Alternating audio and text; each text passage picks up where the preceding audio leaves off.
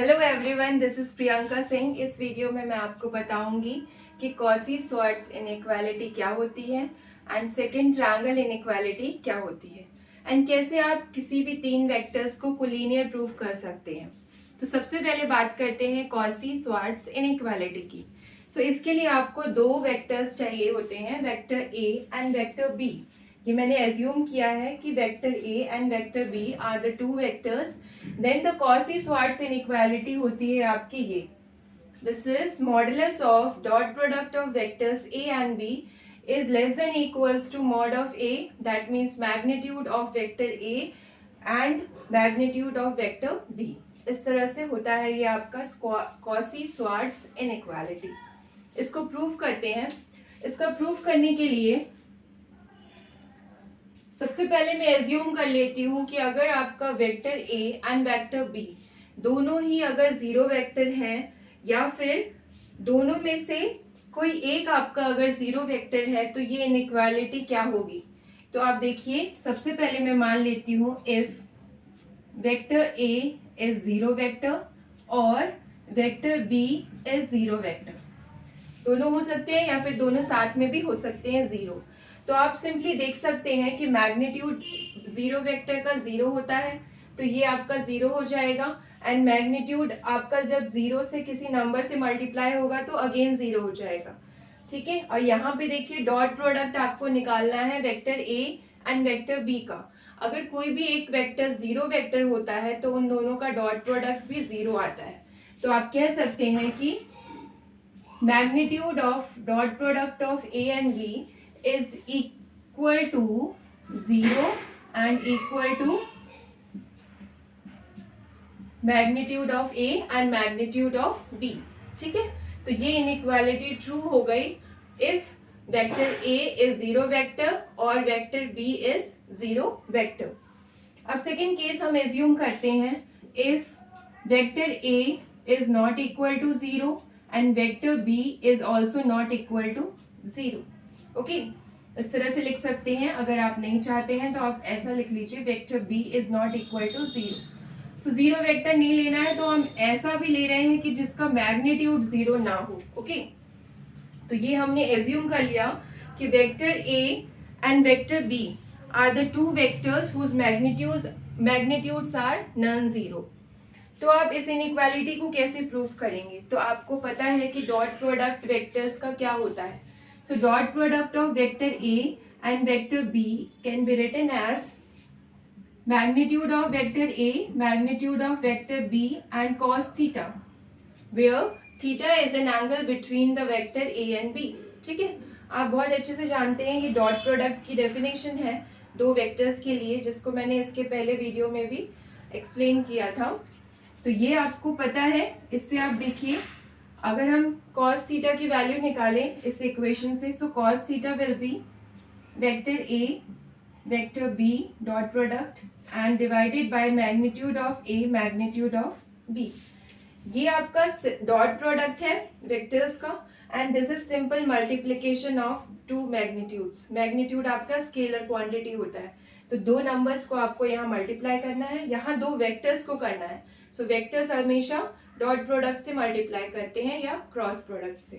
So this is dot product. अब देखिए, अगर मैं इस इक्वेशन में दिस इक्वेशन में दोनों साइड मॉडुलस ले लूं, ओके मॉडुलस, तो क्या होगा?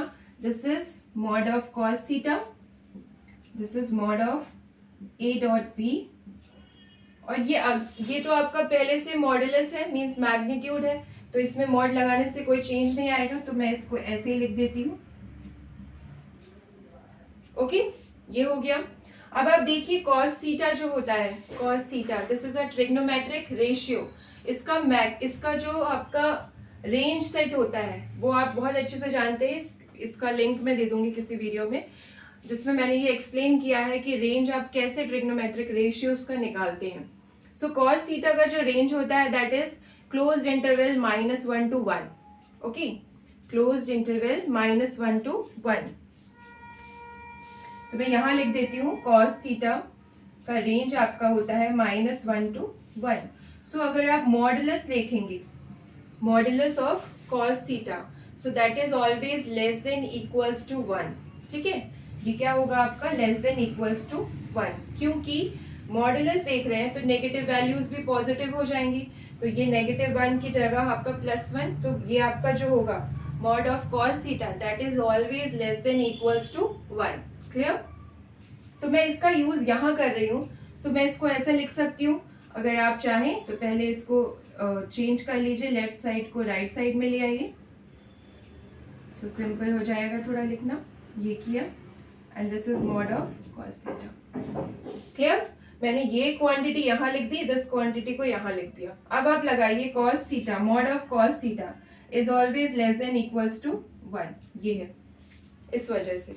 तो आप क्या करेंगे, ये क्वांटिटी आपकी लेस देन 1 हो गई, तो ये आप उधर ले जाएंगे, सो ये हो जाएगा a डॉट b का modulus is less than equals to mod a dot mod b और magnitude of a dot magnitude of b। तो ये आपका प्रूफ हो गया कॉची-श्वार्ट्ज इनइक्वालिटी। क्लियर? इस तरह से प्रूफ करेंगे और ये बहुत इंपॉर्टेंट इनइक्वालिटी है, इसका आपको रिजल्ट याद रखना है। अब सेकेंड टाइप ऑफ इनइक्वालिटी है ट्रायंगल इनइक्वालिटी। नाम से ही पता चल रहा है ट्रायंगल इनइक्वालिटी मीन्स, अगर आप ये ले लें, ये ले लेते हैं, ये आपका क्या है, वेक्टर्स हैं। This vector is vector a and this is vector b। Okay, या फिर आप इस तरह से ले लीजिए, इसको मैं मान लेती हूँ वेक्टर b। तो वेक्टर ट्रायंगल्स का मैंने बताया था वेक्टर एडिशन, वो आपका क्या होता है, अगर ये आपका वेक्टर a है, ये वेक्टर b है, तो ये जो लाइन है ये आपकी क्या होगी, ये होगा इसका direction, this is vector a plus vector b।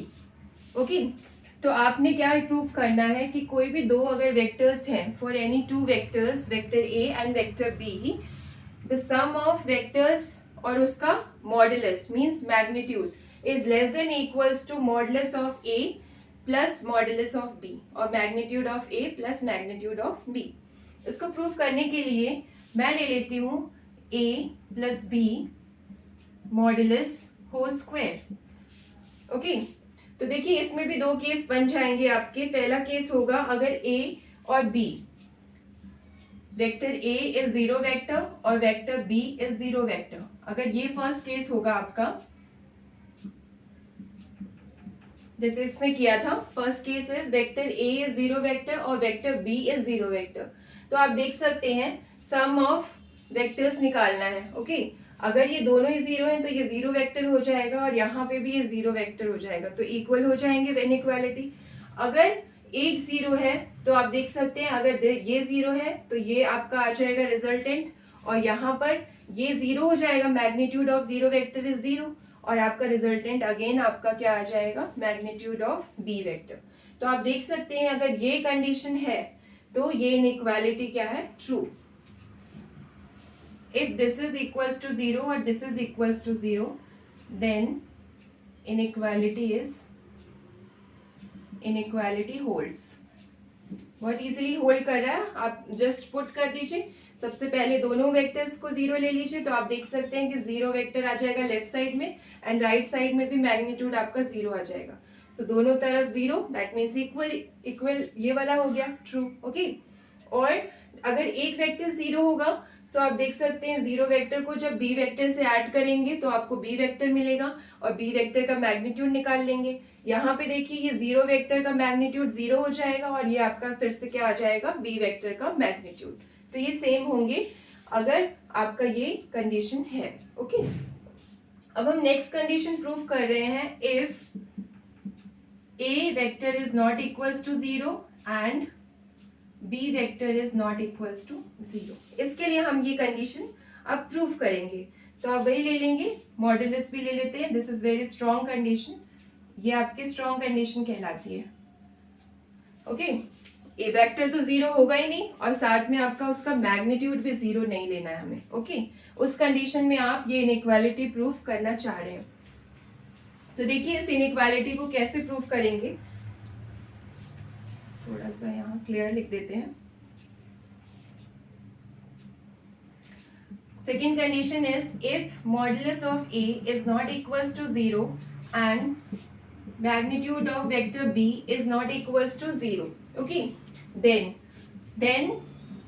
हम ये प्रूव करना चाह रहे हैं, this inequality modulus of a vector plus b vector is less than equals to modulus of a plus modulus of b, or we can say that magnitude of a plus magnitude of b.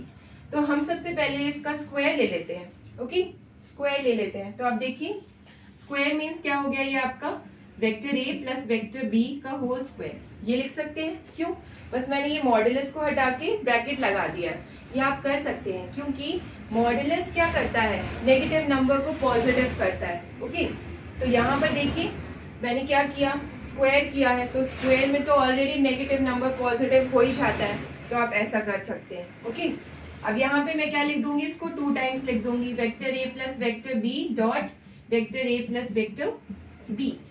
क्योंकि power 2 है तो 2 times लिख देंगे. अब इसका bracket open करेंगे, so this is vector A dot vector A plus vector A dot vector B plus vector B dot vector A plus vector B dot vector B. इस तरह से मल्टीप्लाई किया कंपोनेंट वाइज. ओके, अब ये देखिए किसके equal है, ये आपका है vector A square. Okay, A square लिख दीजिए, वेक्टर ए स्क्वायर या फिर modulus of vector A square और magnitude of vector A square. And this is 2ab plus modulus of B square. क्योंकि आप जानते हैं कि डॉट प्रोडक्ट इज कम्यूटेटिव. ठीक है, डॉट प्रोडक्ट कम्यूटेटिव की प्रॉपर्टी को फॉलो करता है, इसलिए आप a डॉट b को बोल सकते हैं equals to b dot a. Okay, so ये हो गया. अब देखिए this is less than equals to vector a and vector b का अलग अलग मैंने मैग्नीट्यूड ले लेते हैं या फिर एक साथ ले लीजिए, आप जैसा चाहें. पहले एक साथ लिख लेते हैं फिर अलग अलग कर देंगे. ओके, तो मैंने क्या किया है, मैंने इस पूरी इक्वेशन में देखिए ये इक्वेशन थी आपकी, इसमें मैंने वेक्टर a का स्क्वायर सेम लिखा है and modulus of vector b का स्क्वायर सेम लिखा है. बस यहाँ पे 2 के बाद जो ये वेक्टर था dot product of a and b, उसको मैंने क्या लिख दिया है, magnitude of a and b लिख सकते हैं. क्योंकि आप जानते हैं बिकॉज वेक्टर x जो होता है वो हमेशा लेस देन होता है किससे, magnitude of vector x. Vector नहीं लिखना हो तो आप सिंपल लिख सकते हैं, x यहाँ पर रियल नंबर है आपका. ओके, तो ये भी लिख सकते हैं, x जो होता है वो आपका मैग्नीट्यूड से हमेशा छोटा होता है. और वो मैंने कैसे लिखा है, देखिए जो डॉट प्रोडक्ट है दो वेक्टर्स का वो स्केलर आता है. आप जानते हैं बहुत अच्छे से कि स्केलर होता है डॉट प्रोडक्ट किसी दो वेक्टर का. तो वो स्केलर को मैंने क्या लिखा है, less than modulus of vector a dot vector b. ठीक है, तो ये आपका किसके लिए ट्रू रहता है, जब आपका x क्या है, रियल नंबर है. Okay, when x is real number, simple x is always less than equals to modulus of x. Modulus हमेशा पॉजिटिव वैल्यू देगा, इसलिए ये हमेशा क्या होगा, बड़ा होगा आपका x से. ठीक है, अब यहाँ पे हमने क्या किया है, a डॉट b वेक्टर्स का प्रोडक्ट निकाला है, सो दैट इज स्केलर. ठीक है, आप जानते हैं dot product of 2 vector is scalar, तो इसलिए मैंने यहाँ ऐसा लिख दिया. अब मैं लगाती हूँ ये इनइक्वालिटी, स्वार्ट्स इनइक्वालिटी. यहाँ पर देखिए modulus of a dot b, this can be written as, इसका यूज कर सकते हैं हम, लेस देन इक्वल्स टू, इसकी जगह पर क्या लिख देंगे, इसको सेम लिखेंगे, यहाँ लिख देंगे modulus vector a modulus vector b plus vector b square. Okay, clear. Cauchy Schwarz inequality लगा दी हमने अभी. ओके, अब देखिए ये किसका फॉर्मूला बन गया, ये आपका बन गया a square plus 2ab plus b square. That means a plus b का होल स्क्वायर का फॉर्मूला बन गया. तो इसको लिखेंगे a प्लस b मॉडुलस में है and this is whole square. ये आपका आ गया, इक्वल लगाएंगे because this is the formula. ठीक है, ये इक्वेशन इसके इक्वल में है, ये इक्वेशन इसके साथ इनइक्वालिटी में है, ये बताता है. ये जो इनइक्वालिटी का साइन है दैट इज इक्वल्स टू, ये इक्वेशन के लिए इसके साथ इनइक्वालिटी है, नॉट ये पूरा अभी नहीं बता रहे अभी हम. ठीक है, यहाँ से इनइक्वालिटी स्टार्ट हो गई थी जब हमने यहाँ पे ये कंडीशन लगाई और फिर यहाँ पर हमने कॉसी सॉर्ट्स इनइक्वालिटी लगाई. ओके, और फिर मैंने क्या किया, यहाँ पे फॉर्मूला लगाया है x प्लस वाई का whole square, that is X square plus Y 2xy plus Y square. अब देखिए ये आ गया आपका modulus of vector A vector B whole square is equals to less than equals to vector A का magnitude plus vector B magnitude का whole square. So square से square cancel हो जाएगा, तो आपको क्या मिल जाएगा, mod of A plus B is less than equals to mod A plus mod B. Okay, so this is the triangle inequality. इस तरह से आप प्रूव कर सकते हैं ट्रायंगल इनइक्वालिटी को। क्लियर? अब ये ट्रायंगल इनइक्वालिटी आपको क्या बताती है, आप देख सकते हैं इसमें ये पता चल रहा है कि जो ये साइड है आपकी रिजल्टेंट साइड, आपने क्या लिया, वेक्टर ए लिया, वेक्टर बी लिया, एक ही डायरेक्शन में। ओके, ए के हमने इस डायरेक्शन में लिया और इस डायरेक्शन में बी को लिया, तो आप ट्रायंगल लॉ से जानते हैं कि ए प्लस बी आपको यही मिलेगा रिजल्टेंट। ओके, अब ये ट्रायंगल इनइक्वालिटी बता रही है जो आपका मैग्नीट्यूड आएगा ए प्लस बी वेक्टर का, वो हमेशा लेस देन इक्वल्स टू होगा वेक्टर ए के मैग्नीट्यूड प्लस वेक्टर बी के मैग्नीट्यूड के। ओके, और ये इक्वेशन आपको एक चीज और बता रही है, जब ये इनइक्वालिटी इक्वालिटी हो जाए, मींस इक्वल हो जाए, तब आपका ये बताएगा कि ये जो पॉइंट है वो क्या होंगे, कोलिनियर। देखिए कैसे,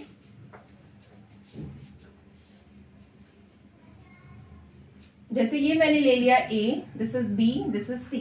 ओके, ये ट्रायंगल बना लिया ABC, जिसमें ये आपका क्या है, A vector and this is B vector and this is A vector plus B vector. Okay, अगर हम और कुछ लिखना चाहें तो ऐसे लिख सकते हैं AB वेक्टर, ओके, ये डायरेक्शन हो गया, AB vector plus BC vector, this is BC vector, ये डायरेक्शन हो गया। Okay, and this is equals to AC vector, ये आपका AC वेक्टर हो गया। तो अगर ये कंडीशन ट्रू हो जाती है और इसके साथ आपको क्या लेना है, मॉडुलस, दैट मींस मैग्नीट्यूड। ये आपका मैग्नीट्यूड के लिए है ना लॉ, ये ट्रायंगल इनइक्वालिटी। इसी में मैंने क्या किया है, ये लेस देन इक्वल को सिर्फ इक्वल बना दिया।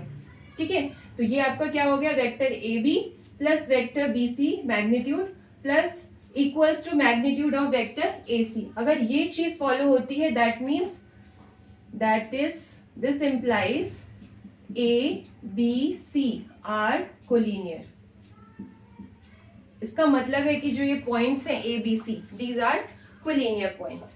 तो इसी के साथ आपको ये क्वेश्चन सॉल्व करते हैं। So the question is show that the points A, B and C are collinear। ये प्रूफ करना है, तो आप अगर ये प्रूफ कर देंगे, ठीक है, तो आपका ये प्रूफ हो जाएगा कि A, B, C कैसे हैं, collinear points हैं। तो सबसे पहले हम A, B निकाल लेते हैं। ए बी क्या होता है आप जानते हैं, this is distance, distance formula से यूज करके आप निकाल सकते हैं। This is B minus A, that means B का कोफिशिएंट क्या है, 1, सो 1 माइनस ऑफ -2, सो +2 हो जाएगा आई, प्लस देन जे का देखिए 2 एंड वहां पर -3, तो ये आपका हो गया 2 - 3 जे, और के का कोफिशिएंट यहाँ 3 है, सो दिस इज 3 - 5 के कैप, तो ये आपका आ गया 3i - j - 2 k cap. Okay, so ये आपका निकल गया वेक्टर ए बी। अब आपको निकालना है vector B C. Vector B C कैसे निकालेंगे, बी और सी के जो कोफिशिएंट्स है, कंपोनेंट्स के जो कोफिशिएंट्स है उनको माइनस करते हैं। कैसे, जैसे ये सी पॉइंट है, इसमें से 7 में से आप इसका कोफिशिएंट 1 माइनस करेंगे, so this is 7 - 1 I, then J value नहीं है आपकी इसमें, तो उसको 0 लिख लेंगे, 0 - 2 जे प्लस -1 - 3 के, इस तरह से। तो ये आपका कितना आ गया, 6i - 2j - 4k, this is vector B C. Okay, अब आप निकालेंगे ए सी, वेक्टर ए सी निकाल लीजिए। ए सी है तो ए और सी का पॉइंट पहले लेंगे, 7 - 2 दैट इज -2, सो +2, 0 यहाँ पर ले लेंगे, जे का कोफिशिएंट 3 जे कैप प्लस -1 - 5 के cap, so this is 7 8 9 - 3j - 6 के कैप। इस तरह से आप डिस्टेंस निकालेंगे दो पॉइंट्स के बीच का। आपको पहले भी बताया है डिस्टेंस फॉर्मूला क्या होता है। जैसे आपके ये कोऑर्डिनेट्स हैं, ये जो आपके हैं कोऑर्डिनेट्स ही है, -2 3 5, ये ए के कोऑर्डिनेट्स हैं, बी के आपके हैं 1 2 3, एंड सी का क्या है 7 0 -1। तो जब आप ए बी का लेंथ निकालेंगे तो क्या हो जाएगा 1 माइनस 2 दैट इज 1 + 2। इसी तरह से 2 - 3 3 - 5 इस तरह से निकाल लेंगे। ओके, ये आ गया आपका length of sides A B B C C A C vector. ठीक है, vector A B B C and A C. अब आपको क्या चाहिए मैग्नीट्यूड। तो magnitude of vector A B निकालिए। मैग्नीट्यूड कैसे निकालते हैं, स्क्वायर रूट 3 का स्क्वायर प्लस इसका coefficient that is -1 square plus -2 square. So this is root 9 + 1 + 4 which is root of 14। ठीक है, ये आ गया आपका रूट 14 वेक्टर ए बी का मैग्नीट्यूड। अब आप निकालेंगे वेक्टर बी सी का मैग्नीट्यूड। सो दिस इज, ये है बी सी आपका, इसका स्क्वायर कर दीजिए कोफिशिएंट्स का। x का मतलब 6 square -2 square plus -4 square. This is -2 and this is -4। Solve कर लीजिए। सो 6 का square means 36 + 4 + 16। So this is root 6 root 56। Okay, this is root 56।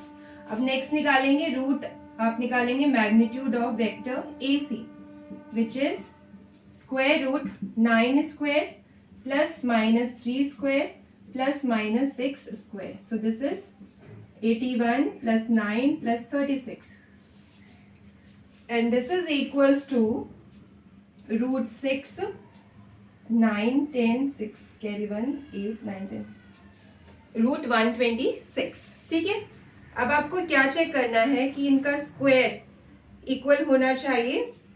तो आप देखिए, इसको पहले अरेंज कर लेते हैं। रूट 56 को क्या लिख सकते हैं आप, रूट 56 जो है यहां पे बता देती हूं मैं, इसको इरेज करके।